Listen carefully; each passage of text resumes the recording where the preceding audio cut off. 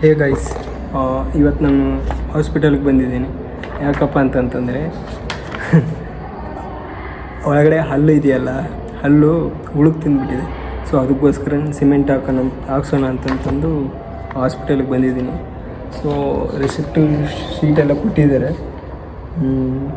ಕೆಳಗಡೆ ಇದ್ದೆ, ಕೆಳಗಡೆ ಎಲ್ಲ ಮುಗಿಸ್ಕೊಂಡೆ. ಎಲ್ಲ ಚೆಕ್ ಮಾಡಿದ್ರು, ಎಲ್ಲ ಹಲ್ಲು ಎಲ್ಲ ಚೆಕ್ ಮಾಡಿದ್ರು. ಏನೇನೋ ಪರ್ಸ್ನಲ್ ಆಗಿರೋದು ಏನೇನೋ ಕೇಳಿದರು. ಏನು ಮಾಡ್ತಿದ್ದೀರಿ, ಬ್ಯಾಡ್ ಹ್ಯಾಬಿಟ್ಸ್ ಏನಾದರೂ ಇದೆಯಾ, ಏನಾದರೂ ತಿಂದಿದ್ದಾರೆ, ಏನೇನೋ ಕೇಳಿದರು.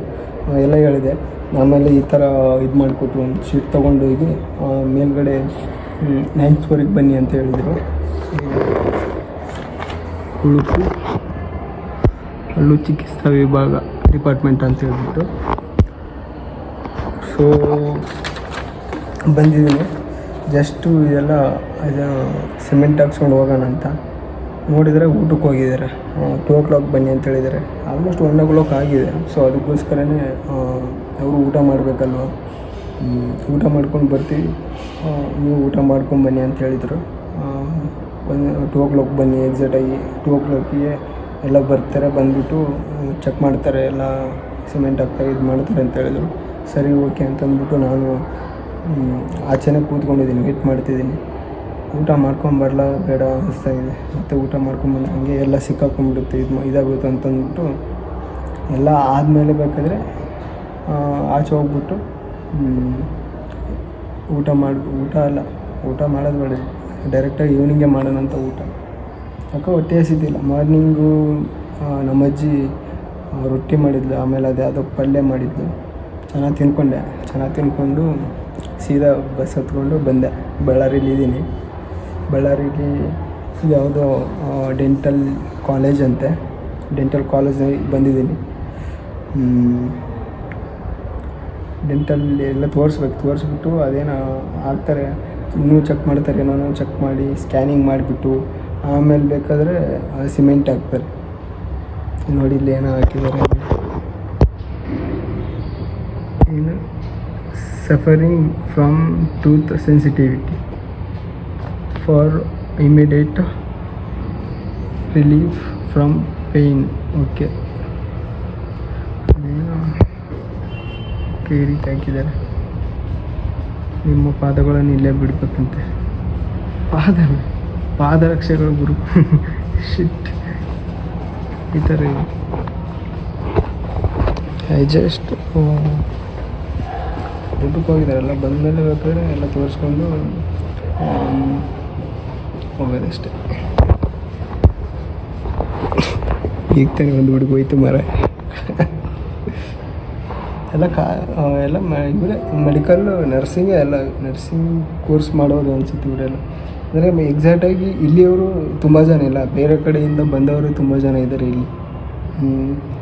ಮೋಸ್ಟ್ಲಿ ಈ ಸೈಡ್ OPD ಸೈಡ್ ಹೋದರೆ ಬರೀ ಕೇರಳದ ಗರ್ಲ್ಸು ಬಾಯ್ಸು ಇದ್ದಾರೆ ಅಲ್ಲಿ. ನಾನು ಟೈಮ್ ಹೋಗಿದ್ದೆ, ಬರೀ ಕೇರಳ ಮಾತಾಡ್ತಾ ಇದ್ದಾರೆ ಆ ಸೈಡ್ ತುಂಬ ಜನ. ಎಲ್ಲೆಲ್ಲಿಂದನೋ ಬರ್ತಾರೆ, ಇಲ್ಲಿ ವಾಸ ಮಾಡ್ತಾರೆ, ದುಡಿತಾರೆ. ಬರೀ 12-13 ಸಾವಿರಕ್ಕೆಲ್ಲ 15 ಸಾವಿರನೂ ಕೊಡ್ತಾರಿಲ್ಲ, ಆದ್ರೂ ದುಡಿತಾರೆ. ಏನು ಮಾಡೋಕ್ಕೆ ಬರೋಲ್ಲ. ಅವ್ರ ಲ್ಯಾಂಗ್ವೇಜು ತುಂಬ ಕಷ್ಟ ಆಗುತ್ತೆ ಮಾತಾಡೋದಕ್ಕೂ.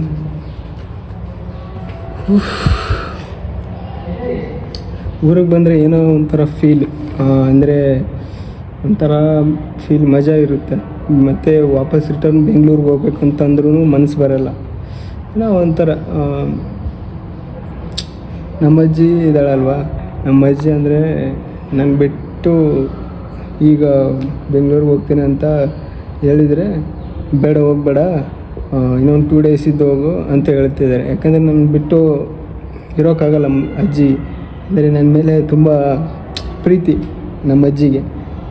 ಅದು ಇದು ಮಾಡಿಕೊಡ್ತಾಳೆ, ಮನೆಗೆ ಹೋದರೆ ಸ್ವಲ್ಪ ಏನೇನೋ ಮಾಡಿಕೊಡ್ತಾ ಇರ್ತಾಳೆ. ಅದು ತಿಂತೀಯ, ಇದು ತಿಂತೀಯ, ಹಂಗೆ ಹಿಂಗೆ ಅಂತಂದ್ಬಿಟ್ಟು ಅದು ಇದು ತಂದು ಕೊಡೋದು.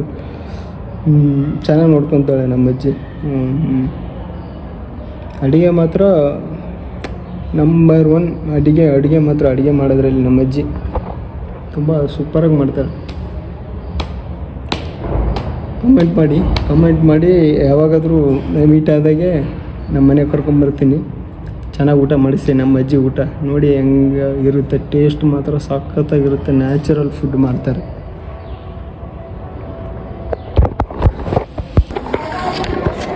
ಜಸ್ಟು ನೀವೇನಾದರೂ ಹಾಸ್ಪಿಟ್ಲಿಗೆ ಬಂದರೆ 300 ರೂಪೀಸ್ ಕಂಪಲ್ಸರಿ ಕಟ್ಸ್ಕೊತಾರೆ. ಯಾಕಪ್ಪ ಅಂತ ಅಂದ್ಕೊಂಡ್ರೆ ಅವ್ರಿಗೆ ಬೇಕು ಅವ್ರು ಸುಮ್ಮನೆ ಫ್ರೀಯಾಗಿ ಮಾಡೋದು.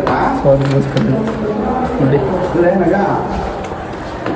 ನೋಡ್ತಾ ಇರ್ಬೋದು. ಇಲ್ಲಿ ಈಗ ತಾನೇ ಕೆಳಗಡೆ ರಿಸೆಪ್ಷನ್ ಹತ್ರ ಹೋಗಿ ಕಟ್ಟಿದ್ದೀನಿ 300 ರೂಪೀಸ್ ಕಟ್ಸ್ಕೊಂಡ್ರು. ಏನು ಮಾಡೋದು, ಅವ್ರಿಗೂ ಬೇಕಲ್ಲ ಪಾಪ, ಅವರು ಡ್ಯೂಟಿ ಮಾಡ್ತಾರೆ, ಕೆಲಸ ಮಾಡ್ತಾರೆ. ಇನ್ನೊಂದು ಇಂಪಾರ್ಟೆಂಟ್ ಏನಂತಂದರೆ ಇಲ್ಲಿ ವಾಶ್ರೂಮ್ ಕರೆಕ್ಟಾಗಿಲ್ಲ ಮರೆ. ನೋಡಿ ಇದೆ ವಾಶ್ರೂಮ್ ಗಲೀಜು, ಸೊ ಕರೆಕ್ಟಾಗಿ ಇಟ್ಕೊಂಡಿಲ್ಲ. ಅವ್ರು ಹೇಳ್ಬೇಕು, ಅವರೆಲ್ಲ ಇನ್ಫಾರ್ಮ್ ಮಾಡಿದ್ರೆ ಅವರೆಲ್ಲ ಕ್ಲೀನ್ ಮಾಡ್ತಾರೆ. ಕ್ಲೀನ್ ಮಾಡೋರು ಸುಮ್ಮನೆ ಅಮೌಂಟ್ ತೊಗೊತಾರೆ, ಹೇಳಿದ್ರೇ ಮಾಡೋದವರು. ಜಸ್ಟ್ ನೀವು ನೋಡ್ತಾ ಇರ್ಬೋದು, ಏನೋ ಬರ್ತಿದ್ದಾರಪ್ಪ, ನೀವೇ ನೋಡಿ ಓದ್ಕೊಳ್ಳಿ ಬೇಕಿದ್ರೆ.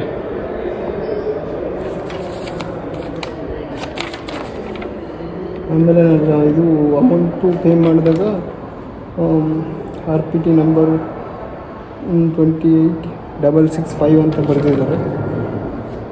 ಬೇಗ ಅವರು ಒಬ್ಬಳು ನರ್ಸಿಂಗು ಮಾಡ್ತಾಯಿದ್ರು, ನರ್ಸು ಹೆಂಗಿದ್ದಾಳೆ ಅಂದರೆ ತುಂಬ ಚೆನ್ನಾಗಿದೆ. ಬಟ್ ಅವಳ ಹೆಸರು ಮೇಘನ, ಎಷ್ಟು ಮೇಘನ ಅಂತ ಅವ್ರ ಹೆಸರು. ಓಕೆ, ಈ ರೀತಿ ಇದೆ. ಜಸ್ಟ್ ಇದೇ ರೂಮ್ ಅವತ್ತು ತೋರಿಸಿದ್ನಲ್ವ, ಉಳುಕು ಹಲ್ಲು ಚಿಕಿತ್ಸಾ ವಿಭಾಗ ಅಂತ ಹೇಳ್ಬಿಟ್ಟು ಇಲ್ಲಿ ಬಂದಿದ್ದೀನಿ, ನೋಡ್ಕೊಳ್ಳಿ. ಜಸ್ಟ್ ಇಲ್ಲಿ ಸ್ಲೀಪರ್ ಬಿಡ್ಬೇಕಂತಪ್ಪ. ನಾವು ಒಳಗಡೆ ಹೋಗ್ಬೇಕಂದ್ರೂ ಇಲ್ಲಿ ಸ್ಲೀಪರ್ ಬಿಟ್ಟು ಹೋಗ್ಬೇಕು ಕಂಪಲ್ಸರಿ. ಯಾಕಂತಂದರೆ ಇಲ್ಲ, ಯಾಕಂದ್ರೆ ನಿಮ್ಮ ಪಾದರಕ್ಷೆಗಳನ್ನು ಇಲ್ಲಿ ಬಿಡಿ ಅಂತ. ಜಸ್ಟ್ ಎಂಟ್ರಿ ಆಗ್ತಿದ್ದೀನಿ, ಈ ರೀತಿ ಇದೆ, ನೋಡ್ತಾ ಇದ್ದೀನಿ. ಅಂತೂ ಇಂತೂ ಮುಗಿಸ್ಕೊಂಡೆ.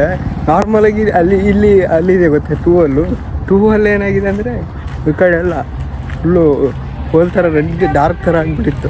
ಅದನ್ನೆಲ್ಲ ಏನು ಮಾಡಿದೆ ಅಂತಂದರೆ ನಾರ್ಮಲಾಗಿ ಕ್ಲೀನ್ ಮಾಡಿಸ್ಕೊಂಡು ಸಿಮೆಂಟ್ ಹಾಕ್ಸಿದ್ರು ಅಷ್ಟೇ. ಸಿಮೆಂಟ್ ಹಾಕಿದ್ರು, ಆಮೇಲೆ ಕ್ಯಾಶುವಲ್ ಇದೆ ಎಲ್ಲ ಕ್ಲೀನ್ ಮಾಡಿಬಿಟ್ಟು ಚೆನ್ನಾಗಿ ಇದು ಮಾಡಿದ್ರು. ಅಂದರೆ ಇದು ಯಾವುದೋ ಬಳ್ಳಾರಿಲೇ ಬಂದುಬಿಟ್ಟು ನಾರ್ಮಲಾಗಿ